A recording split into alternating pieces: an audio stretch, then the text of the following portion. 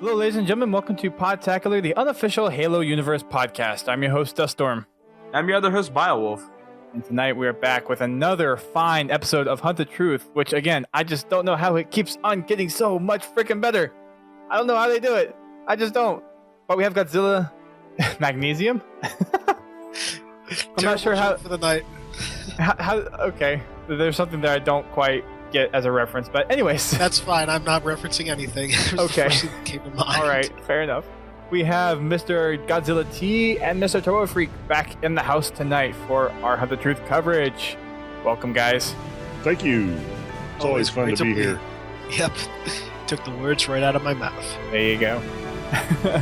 Is it possible to give words back? I don't know. We're going to find out. Oh, gosh. I don't know if I want to be a part of this anymore. That's it. Podcast off. I'm a little scared now. Why? Cruel world, why? We could come up with new and creative ones. You just... Okay. Moving on. I'm a little lost and confused now. That's fine. Everybody's confused. Yeah. That's me every day. Well, that's a problem. Or I don't know, maybe it works for you. Maybe being confused is just the norm. Yeah, probably. Anyways, tonight we're going to be talking about the second to last episode of Hunt the Truth. We got a big development here for this one, and I can only assume that the last episode, given the current trend of all the episodes, is going to be a giant monster of a podcast. Yeah. Probably. I don't know how we're going to survive, because that's going to be the day before the Microsoft press briefing, before E3. We're going to be just running around like chickens with our heads cut off, trying to cover E3 and then trying to do this podcast. And Bio, we're going to have an interesting week. Oh, yeah. I mean... I hope you get some good sleep this weekend, because we're going to be so busy. That's the problem. I don't sleep as it is. Prepare to sleep less. Sleep, it's overrated. Yeah. A little bit. I like my sleep. I don't know what you're talking about. Coming from the guy that took a nap when he got home tonight. Unintentionally. I wish I could take a nap. I don't take naps. Well, that it sounds wasn't like a personal problem. so much as I took one, as I sat down to watch TV for a little bit. Next thing I woke up and it was 6 o'clock. There you go. Oh. Yeah. Wow, all right. But Hey, anyway. the body needs what the body needs, right? I'll sleep when I'm dead. I don't think you're technically sleeping Sleep at that when you're point. dead, Marine. Yeah, right. So let's go ahead and move into this week's episode of Hunt the Truth. If you can recall from last time, Ben got a lead from Petra of a undisclosed location with coordinates and a time window for him to go check out, saying that it was from someone she trusted a lot and that this was something that he should really follow up on. But after seeing his apartment completely torn, like floorboards, all furniture, all fixtures, everything just completely gone and gutted, he was pretty much done at that point. He didn't want to do anything else. He was done chasing after Oni. He was done chasing the story. He just was done. Period. I don't blame him. You walk into your former home and the floor's not even there. Right. It's kind of disconcerting. It's been violated as thoroughly as possible. I don't mean that in a joking way. That's just... I knew that would come off as a joke like halfway through starting, but I don't mean that as a joke at all. It's like... Too late. Yeah. I couldn't imagine seeing that, though. Like, you literally walking into your house, your apartment, and there's nothing there. Like, everything is just completely gone. Like, that's an unnerving feeling. That's an eerie feeling. Like, I've been in that situation before in one of our old houses when a hurricane came through. I mean, granted, there's nothing in there. It was just an extra house that we were, renovating. But there was nothing left. Like, there was just stilts, like the actual beams, and that was it. Mm-hmm. I've seen a lot of that in tornado damage, too. It's the same thing. Your house was there, and now it's gone. Yep.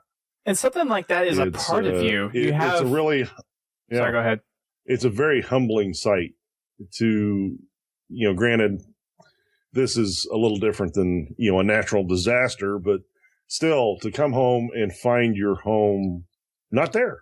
I mean, Ben's, the structure is still there, but his home is gone. That would just crush anybody. That it would.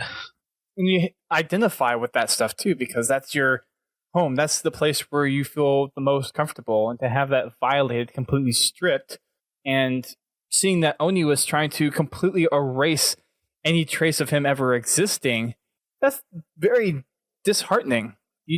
When you go back to something like that, you just feel completely helpless and useless. And what do you plan on doing after that? You have no money. His accounts were all frozen. His stash that he had at his apartment is now gone. Everything is just your whole identity of who you are, from the value that you put in the stuff that you own. That kind of makes you appreciate the stuff that you have when you lose all that too.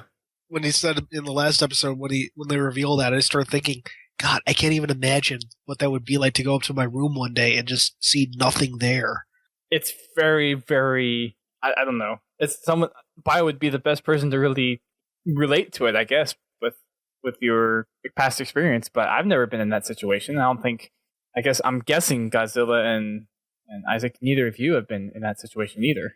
I've never been to that extent, in that situation to that extent, but we've had some scares over the years. Mm-hmm. Back when I was younger, our house literally caught on fire. And, we had that threat of losing our home, and it's very scary.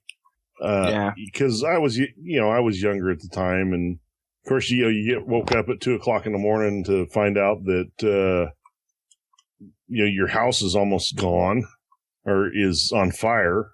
Nothing like sitting out in the car in your underwear. Yeah, I guess it's a really unnerving feeling. I mean, my friends actually lost their house due to a fire, and their house was nothing but cedar and cypress. Ooh. And the core of that blaze, they said, would hit 2,000 degrees. Easily. So it's I can kind of relate. Like Dust was saying, like I've been through several incidences where homes have been just gone, but mm-hmm.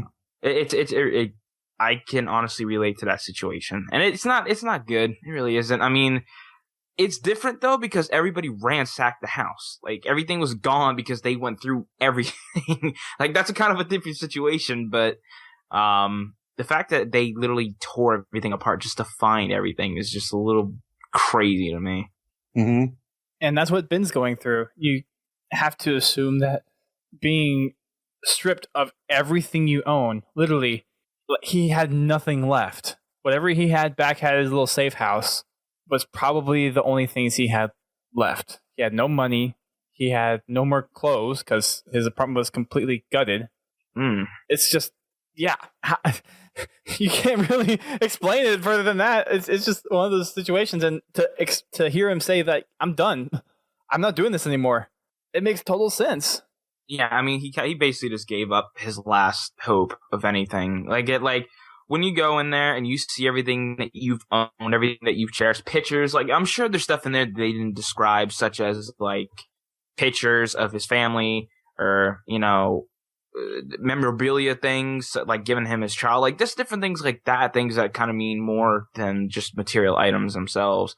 Right. Like I'm sure when he found out that was gone, that was more heart-wrenching than anything he's been through so far. I mean, he's been through enough stress as it is, yeah, sure. But once you find everything that you like hold dear is completely gone, that's right. That's a really sickening feeling. Yeah. To that point, though, once he was kind of just there, he settled in and just was making it through however best he could, because it was nighttime and he just tried to snuggle up in his hoodie and just kind of wait it out until the next day, because at that point, what do you plan on doing? He doesn't really have anywhere that he wants to go. Nowhere he can go, nowhere he wants to go, just done. Right. Yep. So in the middle of the night, as he was trying to get some sleep, he got a phone call on his data pad, and of all the people, it's FERO. that manages to hit him up, and she warns Ben that he needs to get out of there ASAP because Oni found him. And I was thinking all at the end of the last episode, don't go in there, it's a trap. Do not go in there. And you know Oni's putting up monitoring stuff. If anyone sets a foot in that apartment complex, they know. Oh, absolutely. I'm surprised that he went in. I'm surprised it took them so long to get there. So I would assume that they would think that he's on his own. He's not going to be like trying to draw as much attention to himself if he was smart, which I think going into the building wasn't a smart thing to do in the first place. But they're controlling all inbound, outbound flights for the most part. They're not going to be, or if they see something, then they're going to shut down everything and they're going to hone in on his location. Like, I don't know how far away the nearest spaceport was or where the nearest Oni office on his planet was, but it doesn't seem too far-fetched to think that there was a couple of hours before they got there. But it does kind of beg the question, why did it take them a couple hours or however many hours it was between the last episode and this one? Yeah. But it doesn't seem too odd to me, I guess is what I'm saying. I mostly mean that sarcastically. It's like, took you a while, guys, a while to get there. All that monitoring equipment. He just sits there and be all sassy. It's like, took you guys long enough. Yeah, right. Yeah. Have like some master plan to just take them all out when he gets there. I've been waiting for you. And just takes out like a shotgun and blows them all away.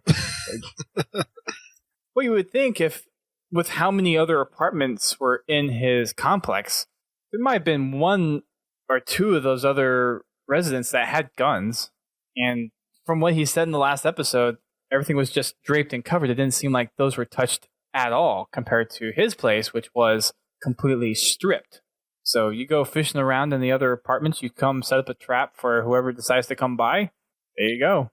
Yeah. But at that point, like as we said, it's like I don't think he was, in that kind of mood. He was as we said, he was done just with everything. He's not screwed up in the head to that point where he would think of something like that. Yeah. And I mean, as we go forward, because we see like when FERO does say, hey, you got Oni agents coming, initially he's kind of hesitant to do anything and starts, saying, well, why should I trust you? How can I trust you? I don't know you at all. It's only like he's kind of in that ultimate state of denial. And it's only once he hears, the evidence of the Oni agents outside that he suddenly snaps back to reality and thinks, I should probably get out of here. Right. Yeah, I mean, you got to look at it like this, too. I mean, he knows FERO is doing all this stuff for the greater good, basically, to take down Oni. But you got to look at it like this, too. Everything that he's been going through is because of her doing. Because of everything that she's done. Everything that she's been putting out on the internet. Right. Yeah, I'm still thinking she's got an ulterior motive.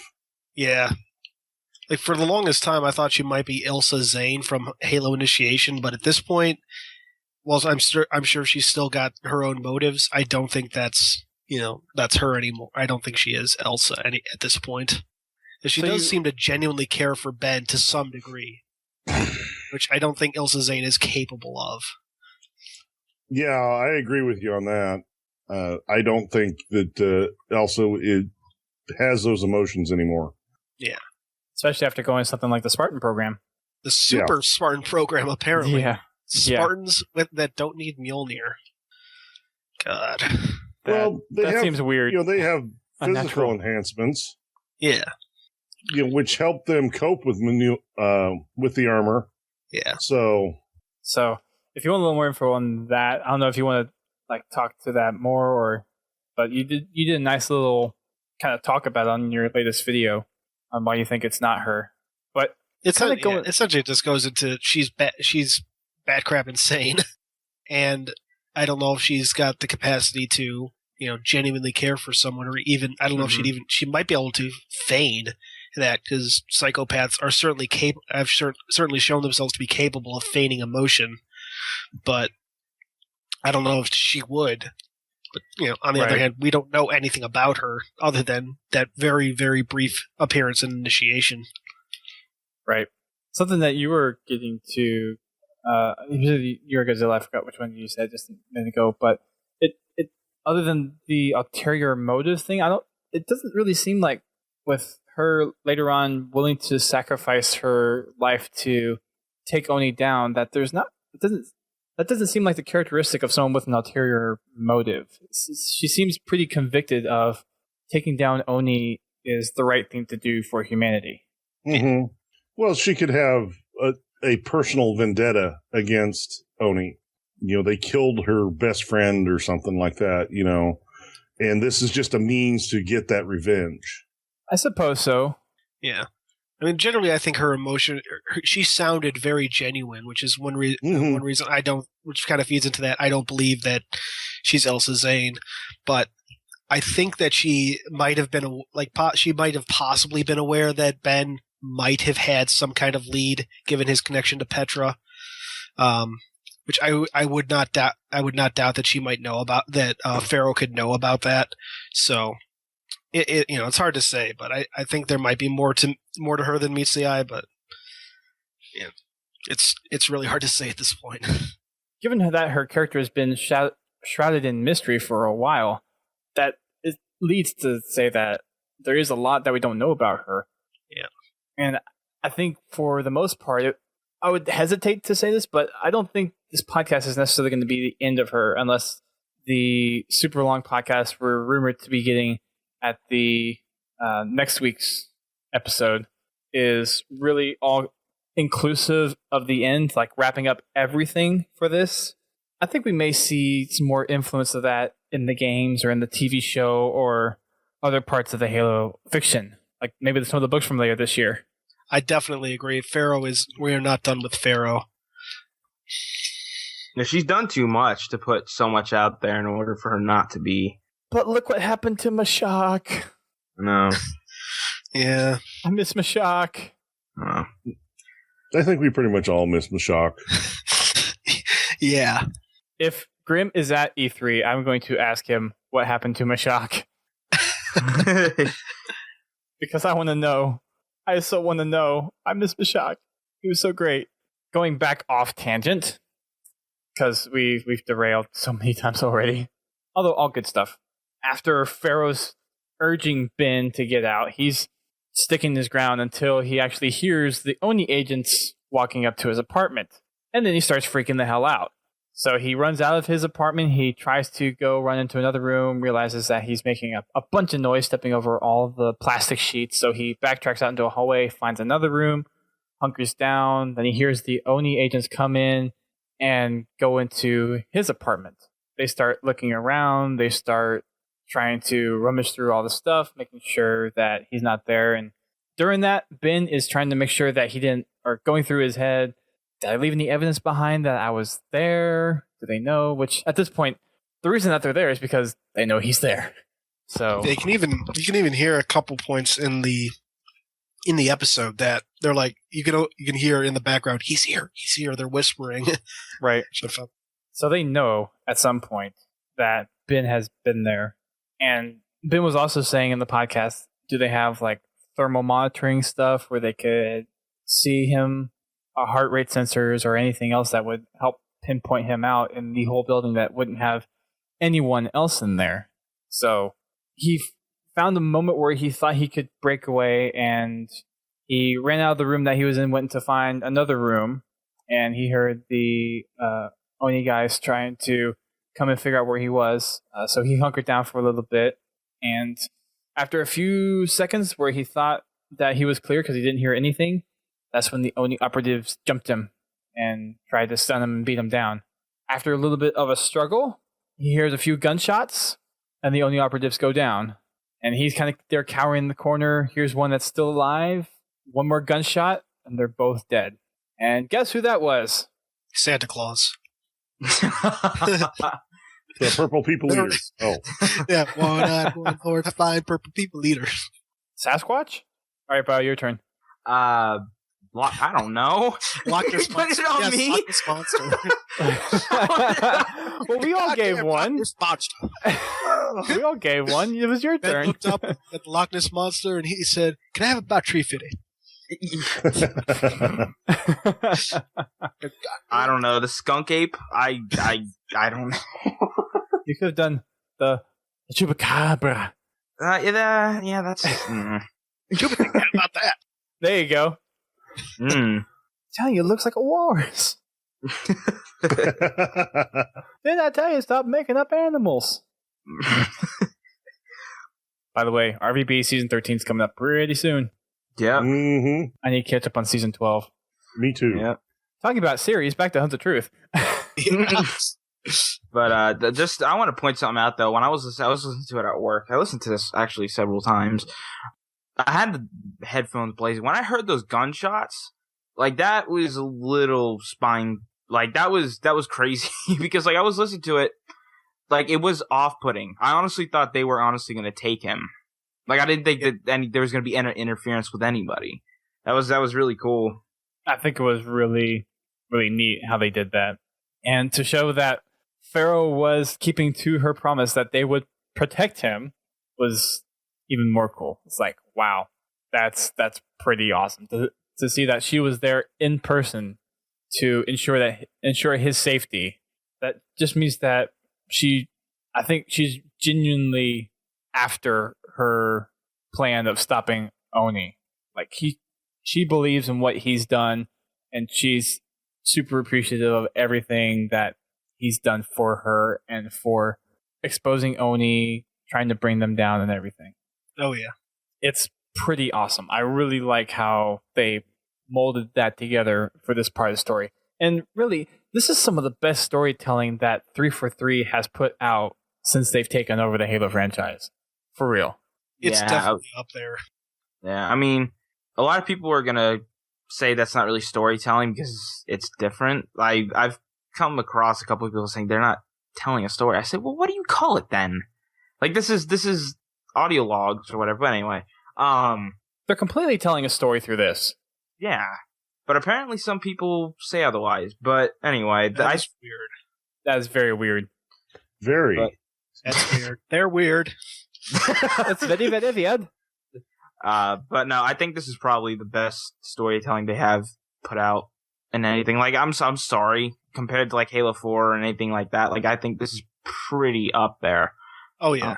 Like, and not to mention quality. Like, they've put. I've said it over and over and over and over again, but like the amount of sound effects and the amount of time they put into doing it's like I know for like I know a lot of voice acting stuff. I know they're acting in there. Like you can hear it. Like when they're running, when Ben's getting tackled and doing all these different things, they're acting. So there's a lot of stuff put into this podcast. Right. I hate calling it a podcast too. Like I know that's what it's called, but like it's more audio log than anything else. Yeah. I've been calling it an audio drama. Yeah. Right. It's one of those things that we just look at everything that we've come up with, and it's kind of a follow-on to the human side of the story, which I think is one of the reasons why it's so good, is because it's something that we can relate to. We know the struggles of, like, human struggle has always been a thing of having organizations with power and then having the little man try to come up and really fight that power. So it's something that a lot of people can relate to, and I think that's one of the reasons why exploring this insurrectionist and UNSC and ONI story again, kind of bringing this back up after the war with the Covenant is gone, I think it's very applicable. I think it's very logical in terms of how the universe will grow, and I think it's a great platform to push the franchise ahead because we've had this series of games that's been all around this mysterious foreigner object, what it does, and then the Covenant War coming in, but that's gone. So, I mean, after that, what are you going to go to? And as we've seen through the podcast, been explained, you're going to go back to the old ways before the war.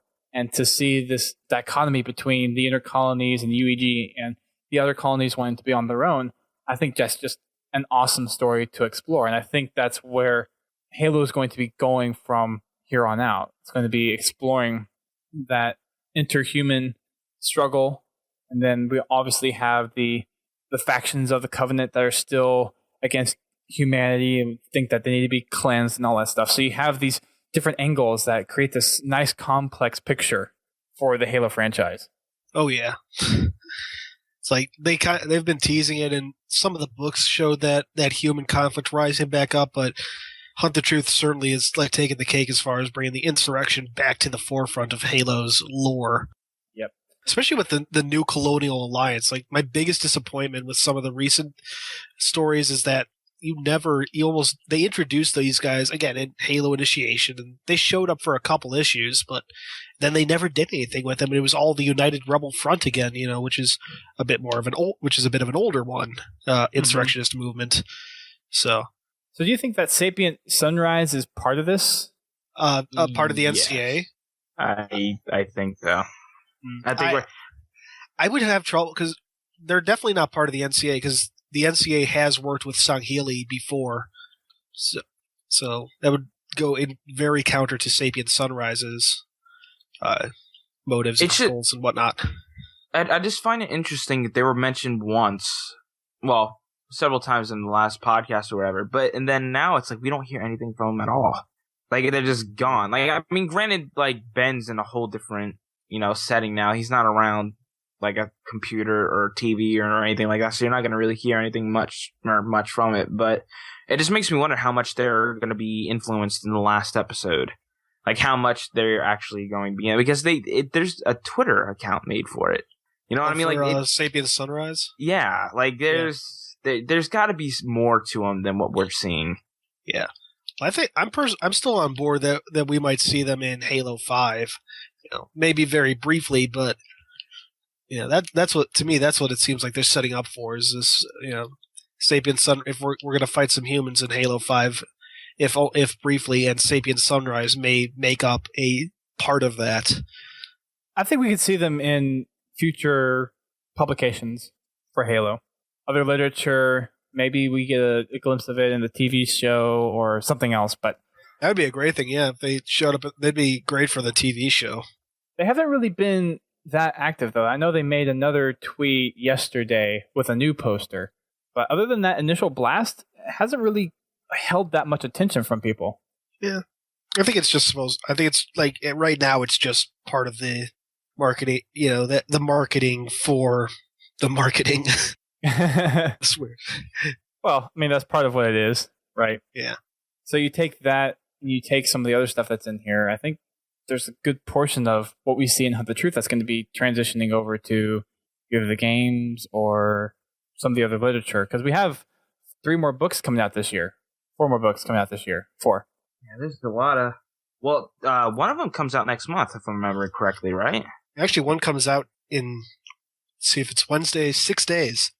Okay.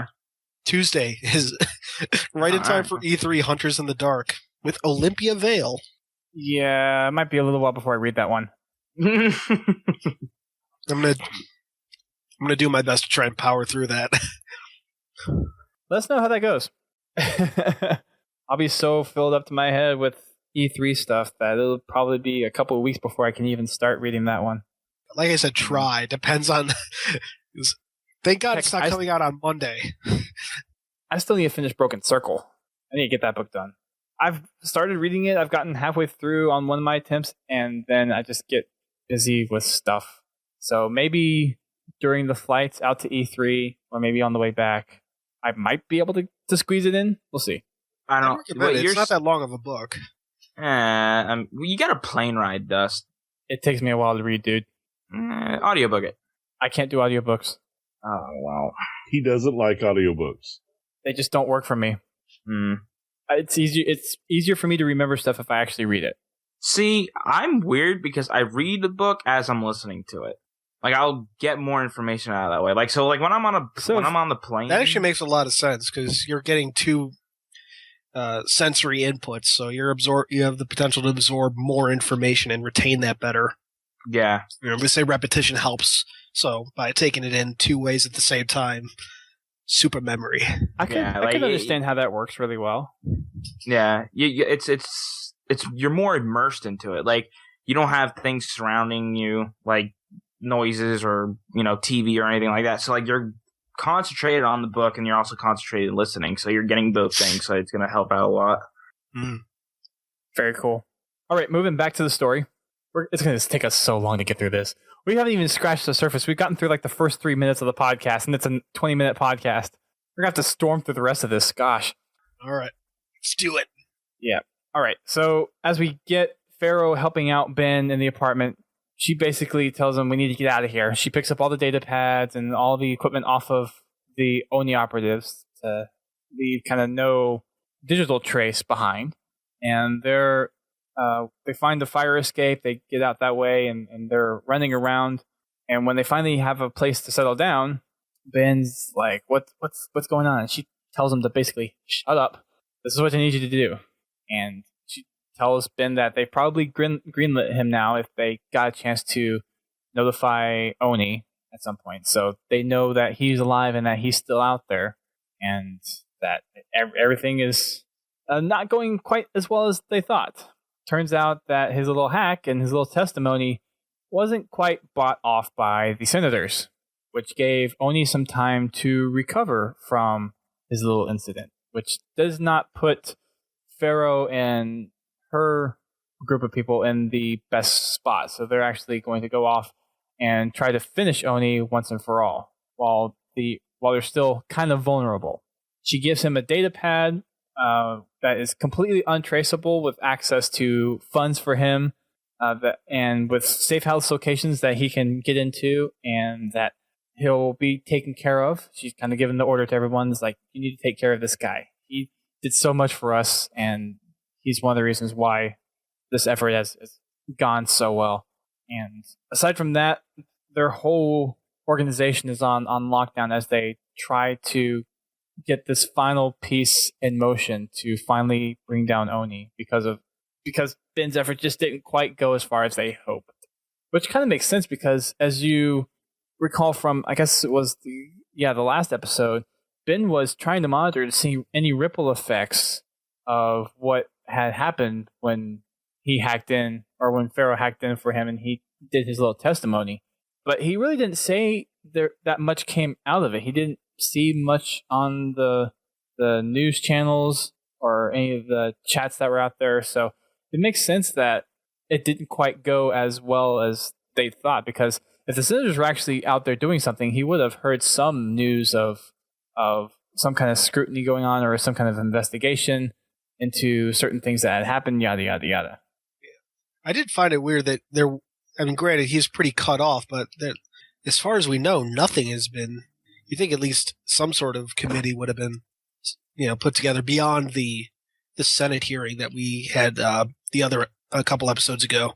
So it depends on how manipulative Oni was, I think, after Ben did his hack, because they could obviously justify that this guy was a lunatic and crazy and he had no idea what he was talking about. So I'd assume that was probably part of their persuasion to the senators of why this might not be as much of an issue, and that some of the stuff that he was testifying to was readily explained in one viewpoint where this actually happened and we have footage to back this up, yada, yada, yada, going to people that can forge that stuff. Right. God, no senators love a clean explanation rather than a dirty committee or Senate hearings. Well, as far as they know, Oni could be completely BSing on what they have to say, which is likely they are. And for all the I'm stuff just saying, reflecting from real world politicians, they like the clean story as opposed to the dirty, messy one. So I'm sure they would jump at the chance to take the clean story. Right. There's a lot of cleaning up or make it look shiny for the senators. And I'm sure for people that maybe would have been like Ben, where they would go and alter some of the actual facts, they probably did some editing of footage and other evidence that would convince the senators of their side of the story. Because you would have to think, in 2558, the technology is there to fabricate just about anything unless you have a well-trained eye or AI that's looking and digging through stuff. Yeah. At that point, you really don't know. Yep. Better technology gets, the easier it gets to fake information. Right. So FERO was telling Ben that there was this big plan that needed to be executed, and she was going dark. Her whole team was going to make this one last-ditch effort. And Ben was like, no, there's got to be something else. And FERO comes out and says, it doesn't matter. I'm willing to die for this cause at this point, which is nobling at that point, to believe in something that much that you're willing to die for, and that she appreciates everything that Ben did for her to put this objective into something that is actually possible of being accomplished and bringing Oni to justice. Because if we look at the details, you do see Oni as kind of this evil organization when it comes to, or when it pertains to the well-being of all of humanity, not just the inner colonies or its own power structure. Yeah. I assume that with whatever organization she's with, there's been a well-founded reason for bringing Oni down, or at least it seems that way.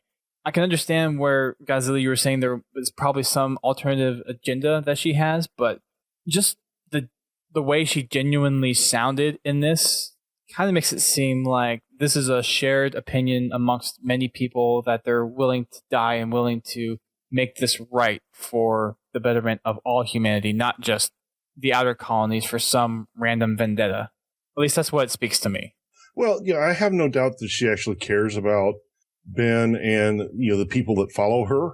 It's what I'm looking at is what sparked it.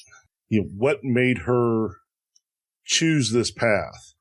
There's a reason there, and most people, most people just don't want to get involved. What happened to her to make her want to get involved? That's really what. It's hard for me to put more. No, I get what you're saying. It's what's really driving her? Because something would have had to, if she's not only is she fervent in her beliefs, but to the point where she's willing to kill. Mm-hmm. Yeah. Yeah, I mean, it really, I want to know her motivations to be doing all the stuff that she's been doing. The fact that she murdered 2 Oni operatives, that's, yeah. Like, killing anybody is kind of, yeah, you got motives beyond what we're thinking. I mean, Grant, you gotta look at what she's been doing too. The amount of stuff she's been putting out there. It also makes me wonder if it is her alone. I know she's with the group, but it makes me wonder who else is also putting this out there besides her. Helping her along. Yeah, yeah. She seems like the person that's in one of the heads of the group, basically. Yeah. So take that whole room of the 12 senators that was in there. She's probably one of those higher up people that's in this bigger group behind this effort. That's kind of my interpretation of it. Yeah, I agree. She's definitely one of the higher, probably a lead, one of the leaders, or a lieutenant under the top leader, whoever. Definitely high up there to make all of this happen as she has. Right. She may be the head honcho in this thing too. Yeah, probably. Yeah. The fact that she was the one that did the hack, and she was the one. Because I think it really says something that she's been the one that's been in contact with him. She's been trying to push, and she's been the one that's been leaking all this info. If she's the one doing all the heavy lifting, it probably makes sense that she is the main person. That's especially when you think about the pull she must have to be able to get Ben all these funds and access to these safe houses and whatnot. And most definitely. Basically saying that you need to, if he goes to a safe house, that they need to treat him with the best hospitality because of everything that he's done. That just kind of brings out a nobling character, I think. Mm-hmm. Yeah. Which is so awesome. So moving on from that point on, Ben was like, there's got to be another way. And then he remembers this lead that Petra had. Maybe there's something there that he could use against Oni. So he convinces FERO to hold off on her plan for a couple of days while he investigates this lead that he's been given. After a lot of contemplating and after a lot of convincing, FERO agrees, and then he heads off to the freighter that he was supposed to catch to go to Bliss. Once he gets there, he gets to go through the Office of Mineral Rights on Bliss and going up, having to spend 75,000 credits of this bank account that FERO's just graciously given him. For context, he was getting paid 120,000 credits for his job with Oni, or that's what they had offered him at the start of that, just as a way of like really contextualizing that huge amount. And then he just spent over half of it. Yeah. Yeah. Pretty much. I wish I had a backer that had that kind of money. Yeah, right? Right? Be nice. It would be nice to know how credits really kind of transfer into real-world currency. Maybe that's something that we can ask Grim. Yeah, I think it's pretty much based on the dollar, because you see, like, back during Reach, and this was somewhat of a joke, but I think it's a good way to measure the credit. Moa burgers were 7.77 credits. Depending on where you are, that's an expensive burger. Yeah, I mean, it depends on what kind of burger you're getting, but you know, if it's like the equivalent of Future Five Guys, I'd pay $7.77 for that.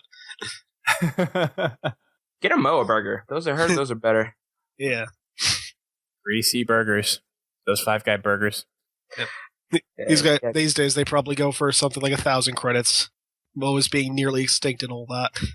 $1,000 burger? Oh no! Well, the Moa is almost extinct. There was one of the cannon fodders a while back talked about that. Like the only population exists on this like petting zoo on some other planet. I can't remember the details. So it used to be this fun thing, and the guy used to sell Moa nuggets. Now he just has this petting zoo with the last Moa in the galaxy. Aw, that's horrible. Oh, that's horrible. And he got like the last shipment right before Reach fell, and it's like, well, I'm not turning you guys into nuggets. They look like ostriches. They probably don't taste that different. Yeah, probably not. Have you had ostrich? Or no, I take that back. Have you had emu? Emu's amazing. You probably want tender. It's like very gamier tasting chicken. Very good. I have had neither. Somebody like here's buffalo. cultured. Buffalo's good. Like Buffalo's Wild Wings. Does that count? Of course, I couldn't eat it after visiting the Buffalo Ranch. Too much reality with the livestock. No, I saw how they lived. That might do it. Worse. Don't get me. It wasn't. They weren't mistreating the animals or anything. It's just the way it's. I don't know. It turned me off. Of course, I was a kid at the time, so this was a Boy Scout trip, so you got to keep that in context. Gotcha. But yeah, it was quite the trip. Cool. Buffalo and Longhorn all in the same field. Interesting. Now I'm hungry. Thank you for that. We're talking about Moas and Bert.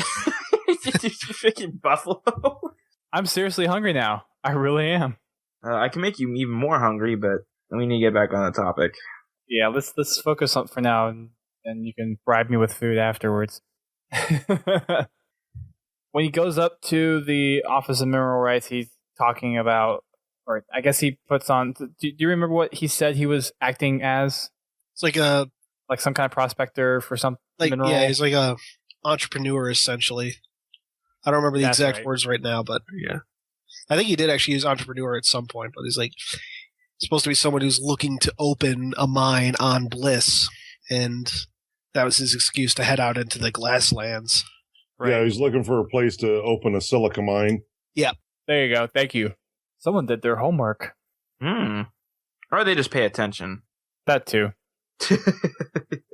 I only listened to the podcast 3 times before tonight, so it's been a busy week. Well, we launched the fundraiser, so that's been that took a while. That would eat up a lot of time. It definitely did. So going off on this basically prospecting journey to have this mine, you could hear in the background the guy that he was talking to convince him like, well, we have these mines, and he's like, nope, I'm good. I've got my location where I picked out, so that's where I'm going. And the 75,000 credits wasn't just to get him access, but he got full gear, nav equipment, everything that he would need going out there. And one of the things that the person that he talked to warned him about was that beyond the periphery, beyond where they did their own mining, he's on his own. Like when Ben went out there, he said that once he crossed that, you could see the glass planet, how it was. and that all the mining seemed to immediately stop at the edge of it. Yeah. It was interesting that like this planet, more than any other planet we've seen so far, like even Colo from The Return this one sounded much more like a planet whose surface had been turned to glass. Yeah, the prospector was saying you could cut your foot open on the land out there. He's talking about the glass storms that can cut through and shred you to pieces. Mm-hmm. Yeah, that's probably the closest I think to like those glass planets that we first read about. What was it, 14 years ago now, when Fall of Reach first came out. Like that really reminded me of some of Eric Nyland's descriptions of. Or what I had imagined those planets would be like after being glassed. Right. And to actually get some more detail behind that, because all we've really heard about is, we've glassed this planet. We've never heard what life is like on a glass planet, and this is the first time we've really dove into that. Yeah. Yeah. I mean, I would honestly really like to see what that's like. I'm a huge like nature rock type guy. Like I like all that different type of stuff. The thing that I can honestly relate to the most is where lightning struck on the beach and turned that spot of sand to glass. Like that's what I kind of get. Like that's kind of the idea that I'm getting from that. But it'd be interesting to see what it would look like. Yeah, and Bliss definitely provides a very interesting parallel because Bliss and Biko, this other the other planet where that embassy stuff went down. They were both glassed in 2526. And so where you have a silica mine on Bliss, Biko has, it's important enough to host peace talks. It's very interesting parallel, very interesting looking at these two planets that, more or less had this identical start at, from 2526 going forward and where they've ended up now. Well, take a look at the last cutscene in Reach. Just because a planet gets glassed and is barren doesn't mean that there may not be a chance for nature to recover. Oh yeah, absolutely. I'm just saying though, it's still interesting because you have these two planets that were glassed in the same year, and it's interesting to see how they've recovered in such different ways. That's true. Listen, and then that's all I mean there. Then the irony of Bliss on a glass barren planet. Yeah. I'm going to Bliss. That sounds nice. No, it's really not. No, not really. It's not nice. Like the name is so off. There needs to be another name that replaces it, like horrible or something. I don't know. Something about like Bliss. This sounds like a paradise. It doesn't sound anything like a glass planet. Not what we were expecting for sure. No. Right. After he gets beyond the periphery, he kind of runs into this dense cloud with it's just building up, and he has having to put on his respirator just to breathe. And even with the respirator, he was having a hard time breathing through all the soot that he was walking through. And at one point, when you looked at his nav, he saw that he had 1,200 feet to go left, and it just cleared up all of a sudden. It was just there was no more musk. It was all clear. He actually saw it, and it was somewhat beautiful to him. But then he heard a slight or a low rumble, which was the storm alarms. And he looked all around, and he's like, I don't see anything. And then he looked forward straight ahead of him, and what he thought were mountains was actually a dense, dark cloud of flying glass. So he was freaking out a little bit, and he made a mad dash for the waypoint that he had for the coordinates that he was supposed to go to. Didn't have much time left. He found a collapsed section under the glass shards on the glass land space there, and he pounded at it a few times, and he gave one last shove, and he kind of rolled and slid his way in just before the cloud of glass consumed what was overhead. At that point, he went for his med kit because he had some glass cuts that stung a little bit, kind of burned, but he was all good. He wasn't like in critical condition or anything, so he was all set.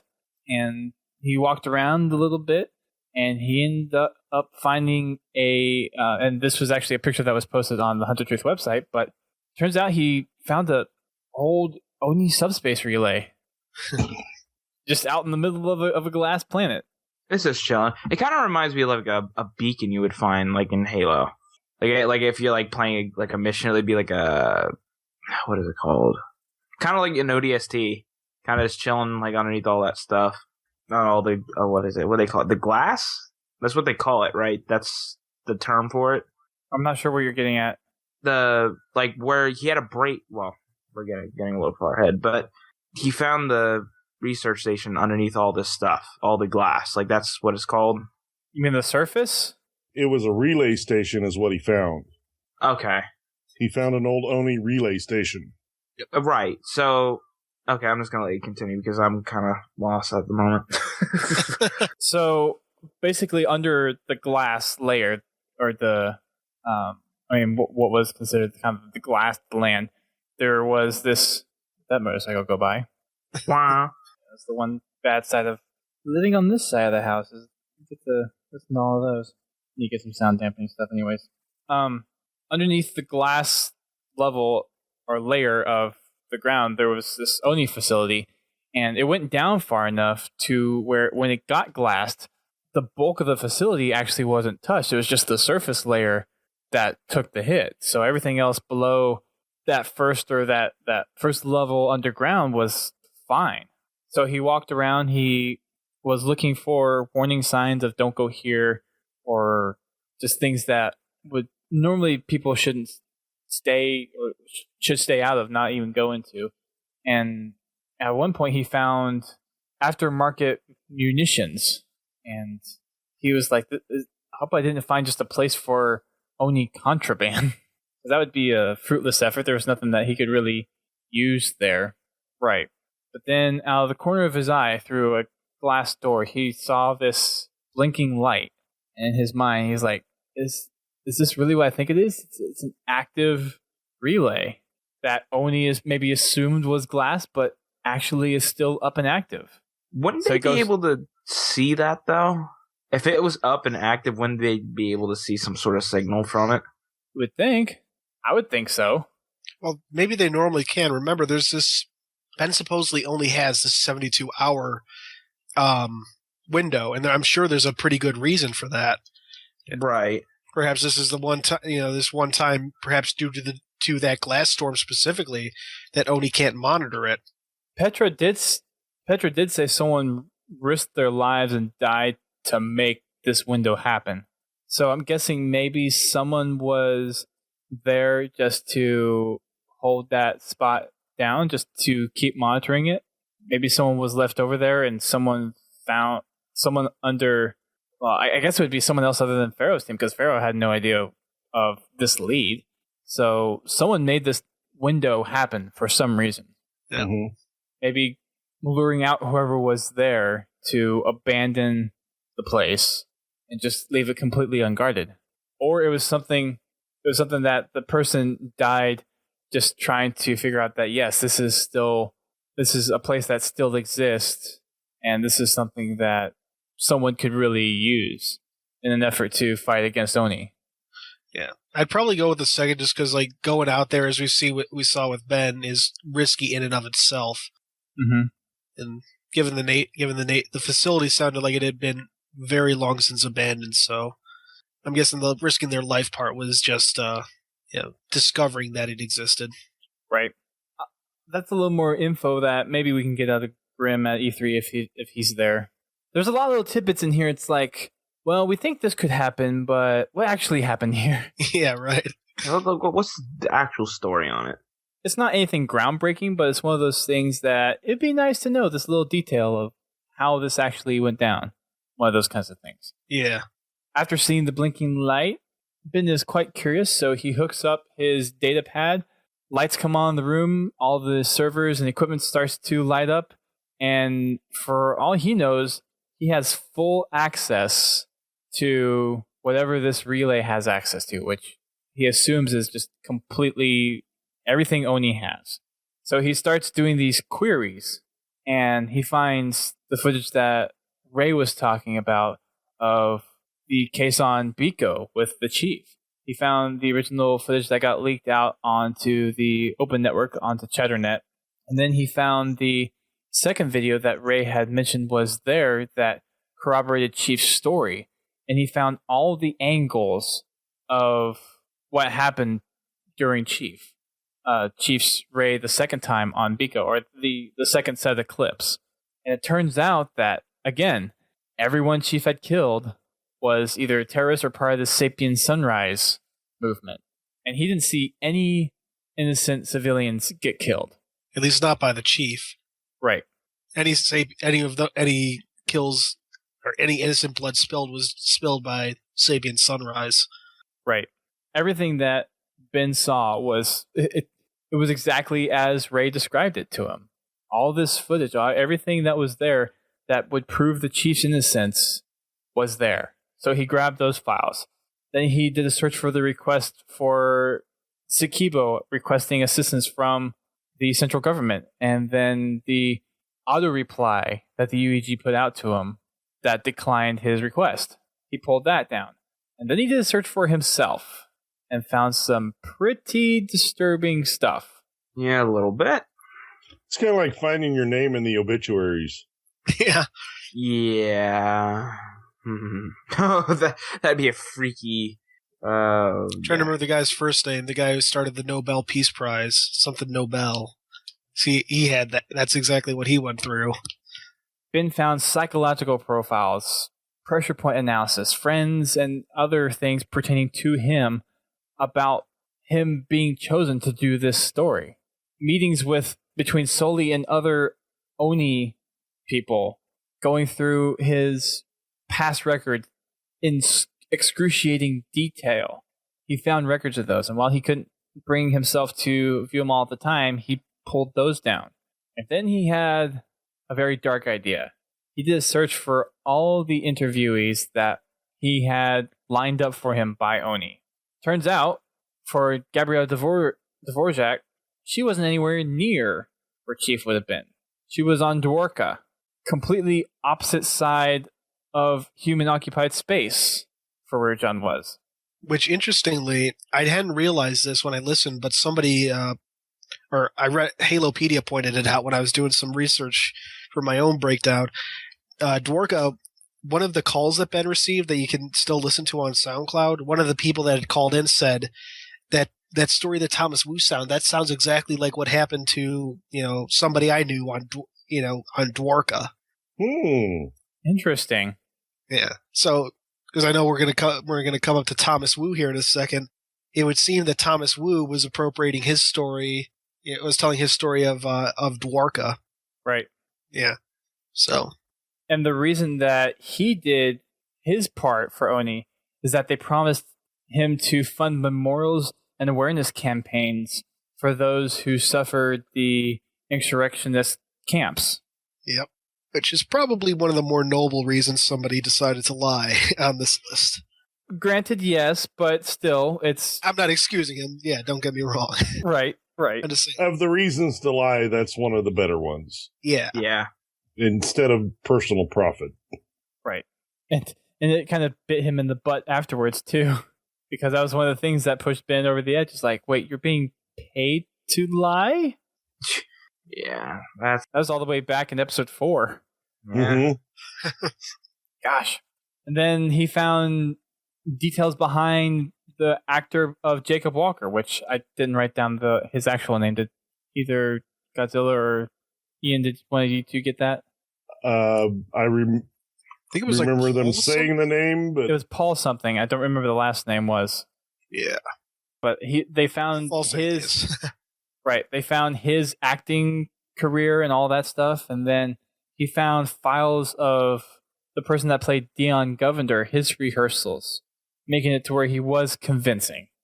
That oh man. Like, if I were in that situation, I found everything that you were doing was basically a lie, and finding out all these things that you were basically thinking that these people were sincere with you about, and found that it was rehearsed, that would piss me off. Like, I'm sorry. Like, that would drive me nuts to no end. I think it would drive a lot of people crazy. Just to know that this was all set up for me to buy a lie. That just doesn't sound right. No. Granted, it's Oni, so they'll stoop to no low end to do whatever they want. I will say this, though. We say, you say, like, it's low what they did, but at the same time, their original intent was to make the chief, seem like a positive figure. They weren't necessarily out to harm anyone specifically. Just kind of came down to covering their own asses, mind you. But still, there was this goal of making the chief, sound like more than just a guy in a suit.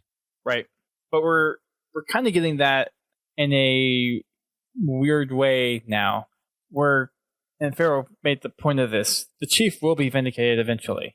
Everyone that knows who he's the true hero knows that he is the hero, and he's just taking the fall for it now.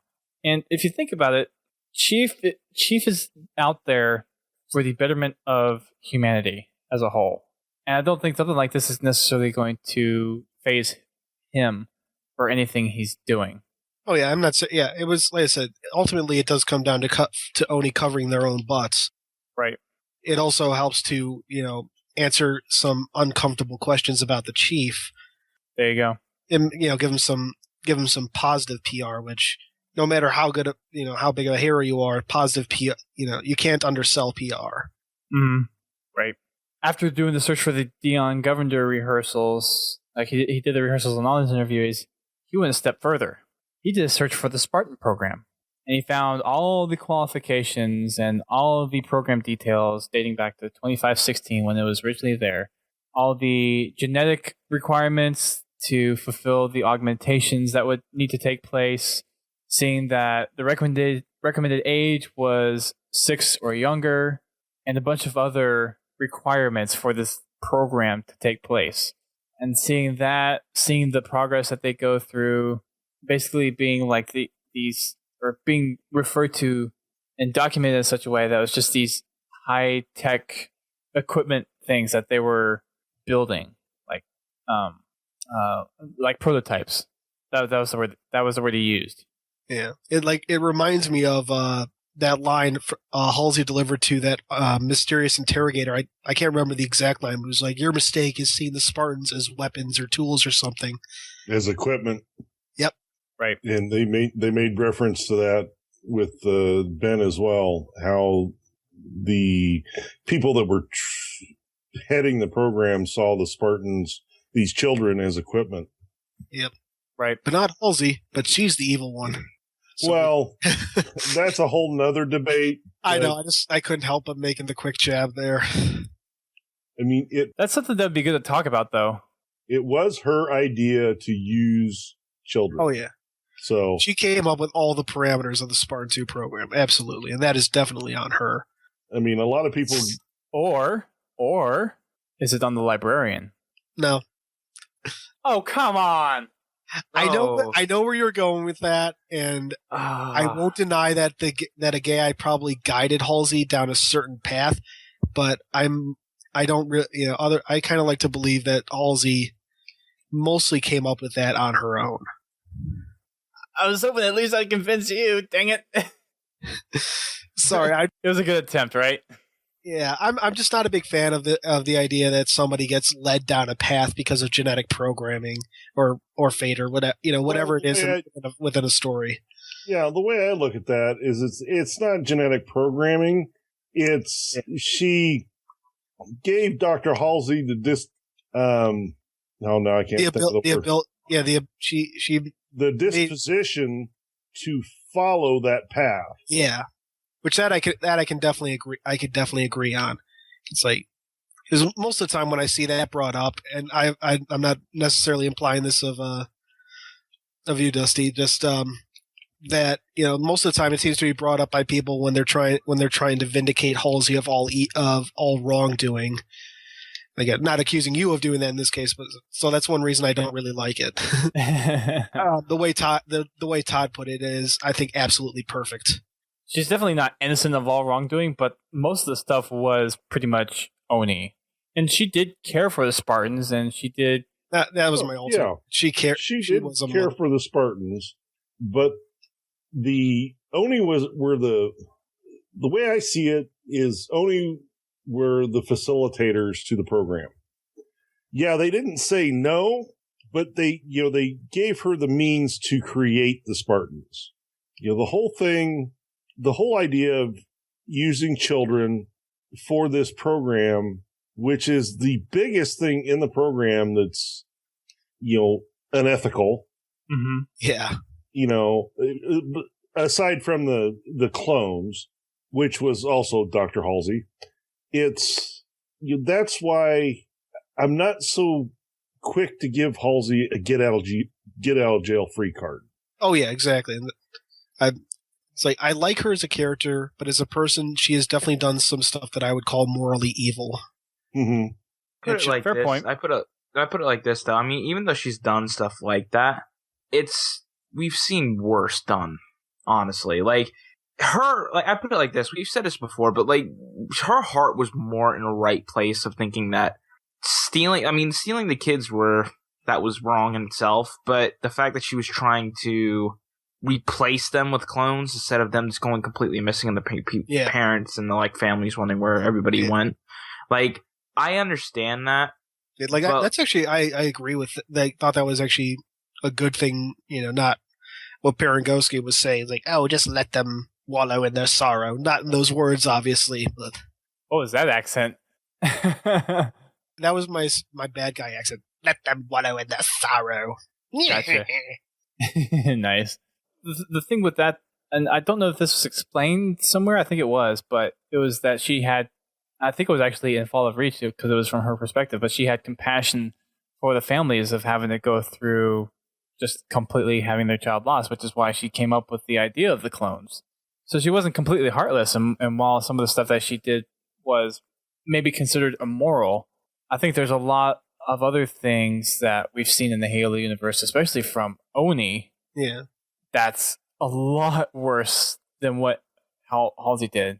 Yeah. And I've always argued it's the worst thing for a parent, or the one thing worse for a parent than having to watch their child die is to not know what happened to their child. Right. Yep. And that's a very common theme in a lot of TV shows and movies. Like, I just want to know what happened. Even if it's the worst thing possible, at least I know. Because it's more of an ease of mind knowing that, okay, my kid died from a unknowable disease versus my kid was actually kidnapped. And now my kid died from a disease that my family has no history of. Yeah, right? There's good and bad sides to that, and we could debate this for hours. Yes, we could. But the point is Oni with Dr. Halsey did a very bad thing, and Ben is bringing this to light. Yep. And he's seeing the documentation for what they did to these kids. And I don't know that I could read it. Yeah, when you think about that, we've had we have a very unique perspective as fans, and I think a lot of people forget that. We get this bird's eye view. Being a person in that universe, it's hard to say, hopefully I could almost equate that to the American soldiers in World War II finding those concentration camps for the first time. It's like, you think you know everything, and then all of a sudden there's just whole deeper layer of shit, pardon my French, that you didn't even think about. And it's like, I wouldn't obviously equate those aren't perfect parallels, obviously, for anyone who's going to get on my ass for comparing Halsey to a Nazi again. But that's the closest parallel I can think of. Just how would you stomach that? As far as what has come to what has happened in our world, it's a pretty relevant comparison. Yeah. The human atrocities committed in World War II in the war camps, there's not a lot that can compare to it because it was absolutely awful. But to take 75 children, replace them with clones that are not going to live for very long. Which book was it? One of the Karen Traffic's books where Parangowski is interviewing, well, I guess it's the closest thing you could say is interviewing Halsey, and she asks why the clones, and she's like, well, if you thought the clones were going to live, why not use the clones for the Spartan program? I think that was Thursday War, because that was the yeah. No, that was the book. I think that was, or was it the first book? That was the end of Glasslands, right after they got out of Trevelyan. Which I know I butchered that name again. Trevelyan. Thank you. Yeah, I'm sure I didn't say it right either, but that's as close I think you were. Yours it. was definitely closer. I know that for a fact because I know Trevelyan got me into a lot of trouble with some of my subscribers. I think Trevelyan is the common white guy saying of it. Well, the stuff up. The good thing about audiobooks is that you get an official pronunciation on some of these. Yeah, that's very true. You know, it's nice because some of the stuff, there is no way if I was reading a book, I'd figure out how to pronounce some of the names they use. It's like, really? Did you just like make this up last week or what? You know, some of it's based in, actual English. Yeah. But, and you get stuff like Iprekushma from Primordial. Oh, yeah. It's like baby gibberish that like 5-year-olds will put out, or well, not even like 3-year-olds. It'd be like just screaming out random words. Oh, that's the name of a city. Yeah, there you go. Hodgepodge of Latin and Greek. Yeah, right. I mean, I know that they try to base it in as much as they can into the base language of the universe, but it's just. Geez, some of the stuff they come up with. Yeah. It's like school teachers.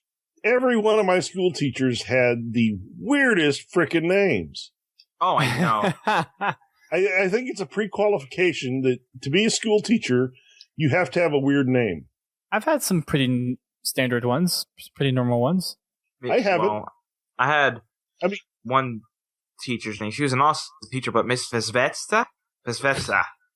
I don't even know how to say it. Like, I don't even know if it's Russian or what, but like, no one could ever pronounce her name in 4th grade at all. I had a math teacher. His name was Fricky. Sounds like what? I can't even remember any of my teachers' names. Well, some of them I just can't forget. Let's get freaky. Yeah, that's true. Yeah. Oh my God. It's like, really? But anyway, back to the podcast. Yeah. There you go. The last thing that Ben searches for after searching through all the Spartan program is John 117. He finds all these records about him being in the Spartan program and all that stuff. And he suddenly gets flooded with corrupted files. Doesn't know what happened. He immediately disconnects, checks that everything he pulled down was safe, and he's good. And as he disconnected, everything powered down. He first thought that he may have gone over the time window, or Oni had figured out that he was there. He checked that he was still within the time window. He was all good. But other than that, he didn't really know what was going on. But the little standby light that he noticed earlier was now glowing brighter and pulsing. At that point, though, he wanted to get out. He had all the stuff, and he felt confident that he had all the information that he needed to finally bring Oni down. Mm-hmm. Yep. He got the pieces that he needed to corroborate Chief's story, and it sounds like a lot of information that he needed to help solidify the info that he brought before the senators during that hack. And maybe FERO can use that to push it back out to them. Maybe hack into some other point and get that info out there. And I think that's what we're going to see with the next episode. You're going to hack E3. Oh. We said that, right? I think that would be awesome. I think that would be so cool if that happened.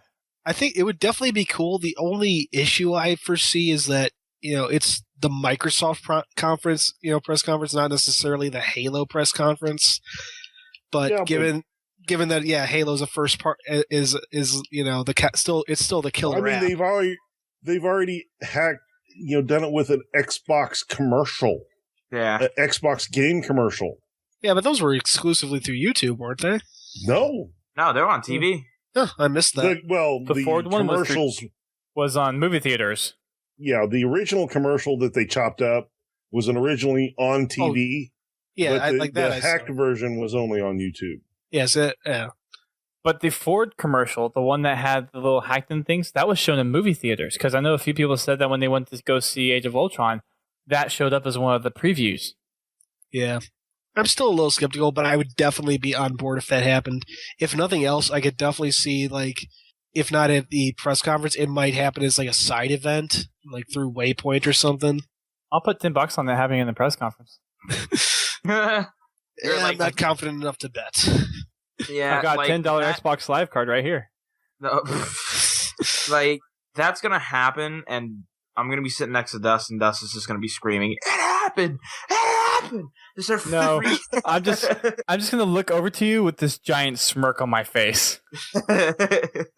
Just keep like looking back at the screen. Imagine what my reaction is gonna be.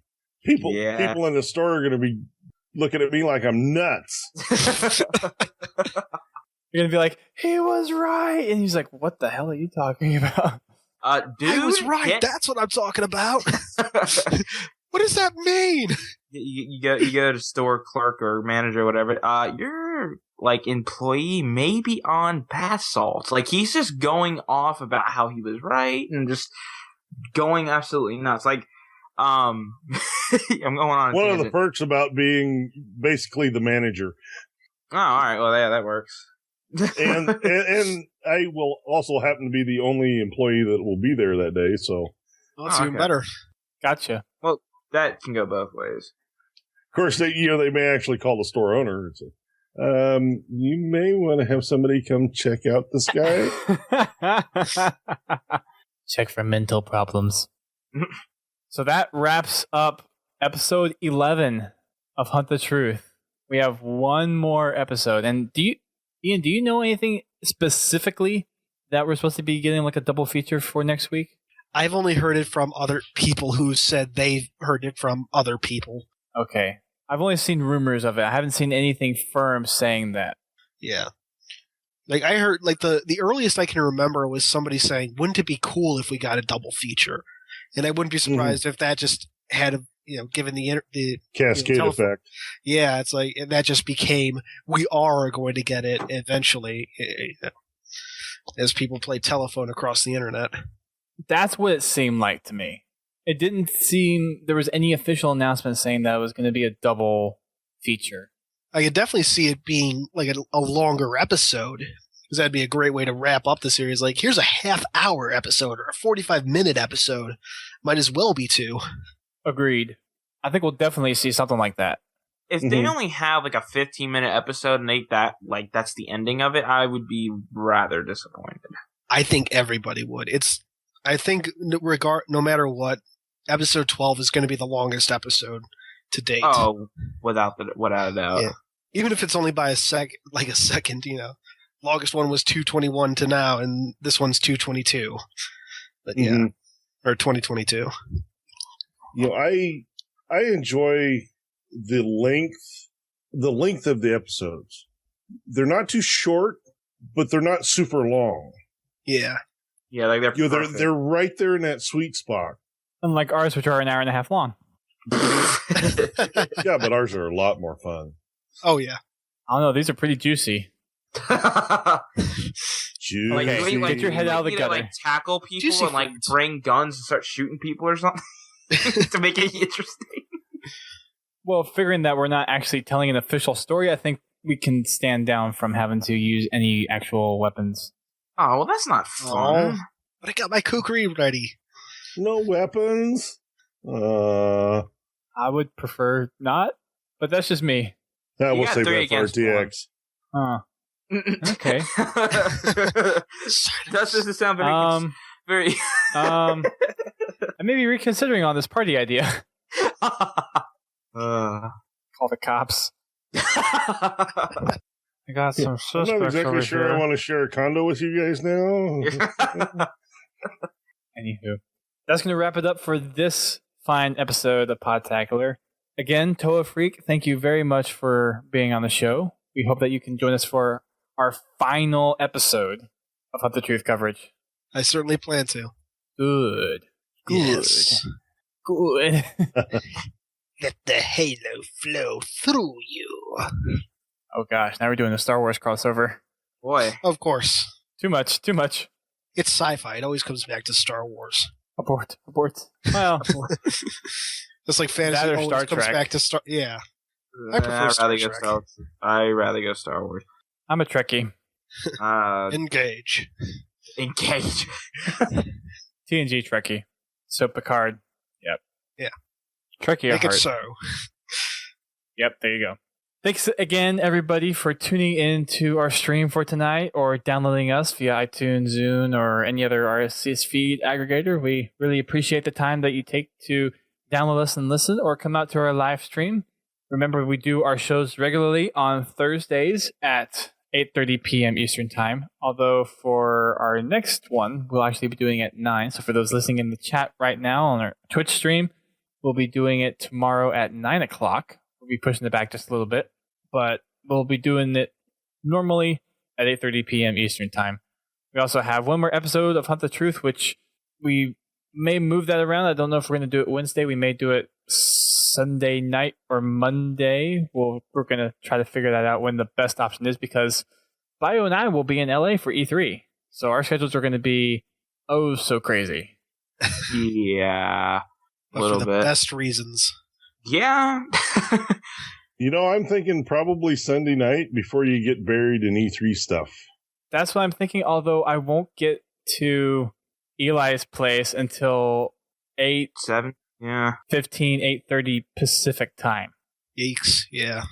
Which may be a little late. Yeah. Yeah. I mean, I'll be around. I won't be. Yeah. We don't need you anyway. No, I'm kidding. Oh, thanks. I appreciate that. Jeez, shots fired. Damn. Yeah. Oh. I am such a gracious guest. Yeah. So much for that. Hey, next favorite. Welcome to the family. Wow. But we'll figure out when we're going to do that, and we'll let you guys know via Twitter when that's going to be. We're going to aim for Monday, but we'll let you guys know for sure. We also have our game night coming up on Friday. Mr. Godzilla T will be hosting again, I believe, correct? Yes. Awesome. I might be able to catch the tail end of that because I will be playing volleyball with my small group up until probably about 8:30. So I should be able to, yes, we do that every other week since it's the summer. So I should be able to catch the end of it at least. But Well, I'm we glad have you that can going on. Work us in your schedule. just I know. Just go ahead and just stab the knife all the way in. I know. I'm a horrible host. And twist, right? Yep. I deserve it. I deserve that one. Yeah. Anyways, we do our game nights on the Master Chief Collection on nights where Xbox Live is cooperating. So if you have that, then we would love to see you online. I think we're going to do some, I guess depending on sizes, we could break up and do some ODST campaign runs, or we may just do matchmaking or custom games, depending on what everyone in the lobby wants to do. So please go over and check that out. And again, that will be Friday, 8:30 p.m. Eastern Time. Make sure you check out our recently announced Indiegogo campaign. We are wanting to host a party at RTX for our 10-year anniversary. That's right. We've been doing this for almost 10 years as a podcast. So it's a lot to ask for. I know it's $5,000 to help fund us producing our own swag and purchasing or hosting a party at a local venue. So it's something that I think we can come together on. The Halo community has been great at supporting fundraisers in the past, and I have faith that we can do it for this one.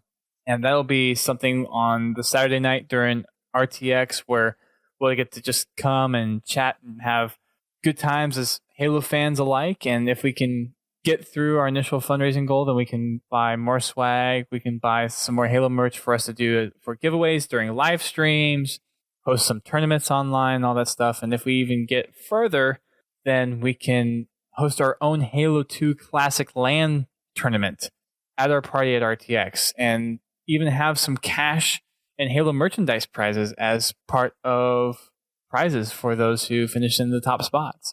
If we can get that done, I will be very, very impressed. But I don't think it's out of the realm of possibility. Griffball managed to raise $12,000 for their Kickstarter for their Griffball booth at RTX, and $5,000 is less than half of that. So I feel that the community can pull through with this. So if you haven't already, please go check out the campaign. It's over at podtacular.com/Indiegogo. That's INDIEGOGO. And you can go over there. And even if you only donate like $5 or something, every little bit helps to get us towards where we want to be for celebrating at RTX. We'll also be having a panel. We'll be having the founder of Podtacular and the original co-host of the show on the panel and at RTX. So if you have a chance to go, I believe there are still some tickets left. So I would definitely recommend checking it out. It's going to be something you will not want to miss. And if you haven't, please listen to our last episode. We go into a lot more details on what we're going to be doing with the Indiegogo campaign contributions and go into more details of what we're going to be doing at RTX this year. Please check out our podcasting network, thepodcast.com. That is thepodcast.com, which hosts our sister podcasts like Guardian Radio, Critscast, The Learning Cliff, Work in Progress, and How to Murder Time. Please give those guys a look if you're looking for some other gaming podcasts to listen to, or if you're interested in any of the topics that they cover. Guardian Radio does Destiny, Critscast does Team Fortress 2, and The Learning Cliff does EVE Online.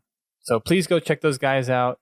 And again, check out Halo Canon, aka Toa Freak. Check out his YouTube videos. He does some great analysis videos on Hunt the Truth, the Halo Canon stuff, and a lot of stuff pertaining to Halo lore that comes out. And I think you did a piece recently on the Game Informer news dump, which we're actually going to do a podcast on tomorrow.